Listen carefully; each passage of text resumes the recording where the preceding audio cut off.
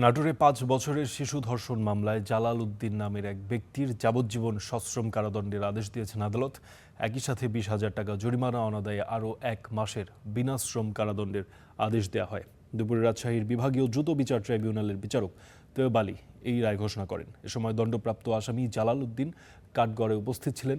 মামলার এজাহারে বলা হয়েছে, ২০২৩ সালের আগস্টে নাটোরের গুরুদাসপুর উপজেলার লক্ষ্মীপুর মধ্যপাড়া গ্রামে শিশুটিকে ধর্ষণ করা হয়। পরে শিশুটির মা বাদী হয়ে মামলা দায়ের করেন। বিচারিক কার্যক্রম নাটোর নারী ও শিশু নির্যাতন দমন ট্রাইব্যুনালে শুরু হয়। পরবর্তীতে দ্রুত নিষ্পত্তির জন্য মামলাটি রাজশাহীর দ্রুত বিচার ট্রাইব্যুনালে স্থানান্তর করা হয়।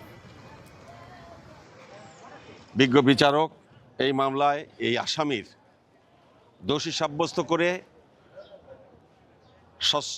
যাবজ্জীবন কারাদণ্ড এবং ২০,০০০ টাকা জরিমানা অনাদায়ে আরও ১ মাস কারাদণ্ড দিয়েছেন, সশ্রম কারাদণ্ড দিয়েছেন।